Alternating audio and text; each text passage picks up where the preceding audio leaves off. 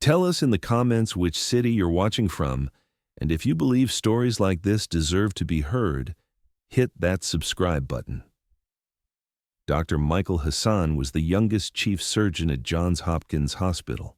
For 15 years, he performed thousands of surgeries, saved countless lives, until a malpractice accusation in 2019 cost him everything.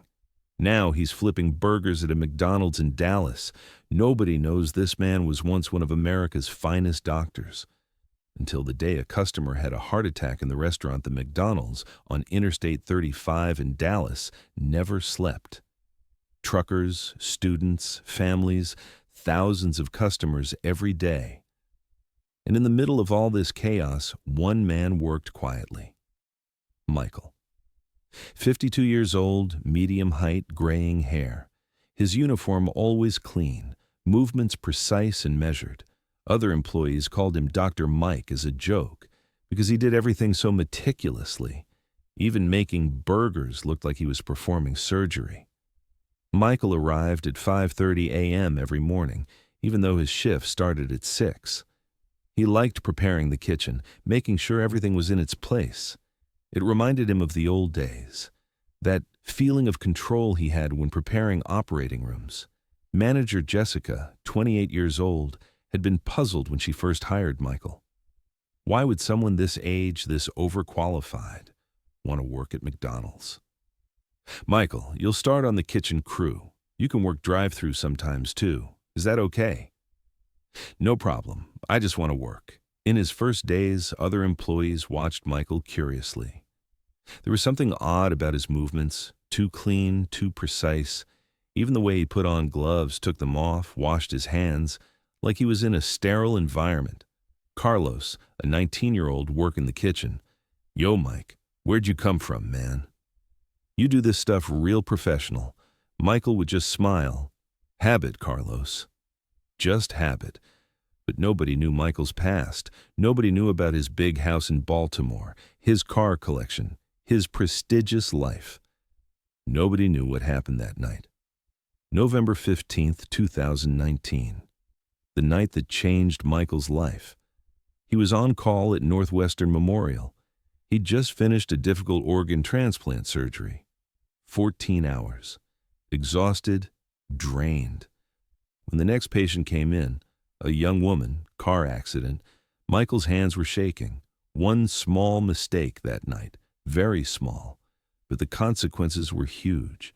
The patient developed an infection after surgery, a protocol Michael had missed due to fatigue. The patient died 2 weeks later. A malpractice lawsuit followed. His license was suspended. The media picked up the story. Famous surgeon kills patient. His marriage ended. His wife Lisa said, "I can't trust you anymore, Michael. Not with your patients, not with me," and left. Michael lost everything: house, cars, reputation, and most importantly, confidence in himself. After spending 6 months in depression, he made a decision. He would get away, start a new life. He moved from Baltimore to Dallas, started living in a small apartment, and began job hunting. But finding work at 52, with no experience outside medicine, wasn't easy. What would he write on his resume? Worked as a surgeon for 15 years, then killed a patient? The interview with the McDonald's manager was simple. Have you worked in fast food before, Mr. Hassan? No, but I'm ready to learn. Why do you want to work here? Michael paused. Because I want a fresh start. And so, doctor? Michael Hassan became McDonald's employee, Michael. The first months were hard for Michael, not physically, psychologically, doing such simple work, making so little money. But gradually, he found a rhythm. He began to enjoy his job, brief chats with customers, simple problems, simple solutions. There wasn't the life and death stress of the operating room here. He grew close to Carlos. The young man constantly asked Michael questions. Mike, you're different, man. How are you always so calm? Comes with age, Carlos. Experience. One day, Carlos's mother got sick. The young man was worried. Mike, My mom keeps complaining about chest pains, but she won't go to the doctor. What should I do?" Michael hesitated. He shouldn't give medical advice. He wasn't a doctor anymore. "Try to convince her, Carlos. Heart problems are no joke." "How do you know?" "I see it on TV sometimes, medical shows," but Michael knew more. The symptoms Carlos described were concerning. Other employees had also noticed Michael was different. He was always first to give first aid when someone got hurt. If someone had a nosebleed, cut their finger, Michael would immediately intervene. Jessica, the manager, had asked one day, "Michael, do you have a medical background? You handle these situations very professionally." "No, I just took first aid courses before." But the truth was, Michael's hands didn't forget. 15 years of training, thousands of surgeries, there was muscle memory. No matter how much he denied it, the doctor inside him was still alive. One evening after his shift, Michael found Carlos crying in the parking lot. "What's wrong, Carlos?" "They took my mom to the hospital, Mike." She had a heart attack. Michael's heart sank. He'd known it. He'd predicted this weeks ago. "Which hospital?" "Dallas Methodist." "Let's go right now." At the hospital, Carlos's mother Maria was in intensive care. The doctor was briefing the family. "Extensive anterior myocardial infarction. She's very lucky you brought her in time." Michael listened quietly. He knew all these terms very well. He understood the situation too. Maria's recovery process would take about 6 months. Carlos turned to him. "Mike, what did the doctor say?" "Do you understand these medical terms?" Michael hesitated again. He could tell him that he knew all these terms, that he'd even performed hundreds of such surgeries. But he didn't. "The doctor says your mother will recover, Carlos." "That's what matters." At home that night, Michael looked in the mirror. Who was he now? Dr. Michael Hassan or McDonald's employee Michael? He was stuck between the two. When he went to work the next morning, Jessica called him to her office.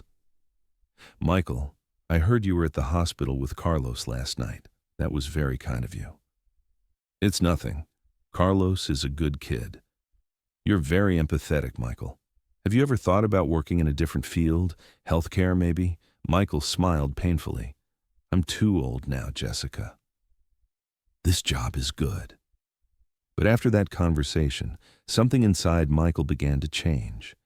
The doctor identity he'd suppressed was slowly returning, until the day the drama at McDonald's changed everything. March 23, 2024, Friday lunch rush. The Dallas McDonald's was busy as usual. Michael worked the grill, Carlos was on drive-thru. Jessica handled customers at the counter. At 12:45, an elderly couple entered. Robert and Martha Williams in their 70s, retired teachers. They came here every week, sat at the same table. "The usual?" Jessica asked with a smile. "Yes, dear. 2 quarter-pounders, medium fries." Martha looked a bit pale, but Robert didn't notice. They sat at their table, chatting while waiting for their food. Michael watched them from the kitchen. As a doctor, he'd learned to read people. Martha's color wasn't good. "Michael," Jessica called, "is Table 7's order ready?" Michael put the burgers on a tray, decided to deliver it himself. "Here you go. Enjoy your meal." Looking at Martha, he felt concerned. The woman's lips were slightly blue. Cyanosis, a sign of oxygen deficiency. "Thank you, young man," Robert said. "Martha, how's your food?" Martha tried to bite her burger, but struggled. "I'm feeling a bit short of breath, Bobby." Michael paused. He turned around, but kept listening to the couple. "You're just tired, Martha. We walked a lot this morning." But 2 minutes later, Martha tried to stand up and staggered. "Bobby, I feel dizzy." And then she collapsed. The restaurant erupted. Customers started screaming. Robert was in panic. "Martha! Martha! Someone call an ambulance!" Jessica had grabbed her phone, but Michael was faster. He ran to Martha's side, knelt down. He checked her pulse. Very weak. She wasn't breathing properly. Irregular heart rhythm. "Hey!" "What are you doing?" Robert shouted. "You're just a McDonald's worker." Michael had to make a decision: continue hiding his identity or reveal the truth to save a life. Martha's pulse stopped. Michael no longer had time to think. He went into autopilot mode. 15 years of experience kicked in. "Jessica, call the ambulance now. Carlos, get me a CPR kit. Should be in the first aid box." He placed his hands on Martha's chest, started compressions, counting, keeping rhythm, exactly as he'd learned in medical school. 1, 2, 3, ... 30 compressions. Then opened the airway, mouth-to-mouth resuscitation. Everyone in the restaurant froze. How could this McDonald's worker perform such professional CPR? After 2 minutes, Martha started coughing. She opened her eyes. What happened?" "Stay calm, ma'am. Your heart rhythm stopped. It's back now, but you need to go to the hospital." Robert was in shock. How did you do that?" "You're a McDonald's worker." Michael stood up. His hands were shaking, not just from adrenaline. After 5 years, he'd saved a life again. "I used to work in the medical field." Just then, the ambulance arrived. Paramedics put Martha on a stretcher. One of them turned to Michael. "Sir, you performed excellent CPR. Do you have a medical background?" "Yes, I used to be a doctor." Everyone was shocked. Carlos, Jessica, customers, all staring at Michael. "You were a doctor?" Carlos said. "Mike, you were a doctor, man." Jessica approached. "Michael, are you really a doctor?" Michael took a deep breath. He couldn't hide it anymore. "Yes, I used to be a surgeon at Johns Hopkins." "Then why are you working here?" Michael couldn't answer that question. It was too complicated. The ambulance took Martha away. Before leaving, Robert shook Michael's hand. "Young man, you saved my wife's life. I didn't know you were a real doctor. God bless you." Michael left work early that day. He needed to go home and think. His identity was out now. What would he do? The next day, Michael hesitated about going to work. Everyone knew now. They'd ask questions. He'd have to explain. But he went anyway, because he wanted to learn about Martha's condition. When he entered McDonald's, the atmosphere was different. Everyone looked at him differently. He wasn't just Michael anymore. He was Dr. Michael. Jessica called him to her office. "Michael, we need to talk. I've been thinking about yesterday. Were you really a surgeon?" Michael sat down. There was no point in hiding anymore. "Yes, Jessica. For 15 years, I was chief surgeon at Johns Hopkins." "Then why are you working here?" "This doesn't make sense." And Michael told his story for the first time. The mistake he made that night, what he lost, why he came here. Jessica listened, then asked, "So what will you do now?" "I don't know, but yesterday, when I saved that life, I felt like a doctor again, for the first time in 5 years. Just then, Carlos entered.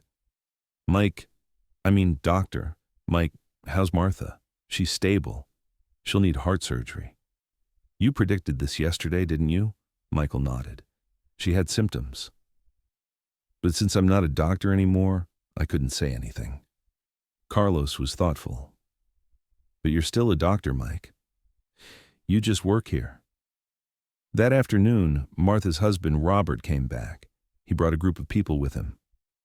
"Michael, there he is, the man who saved my wife's life."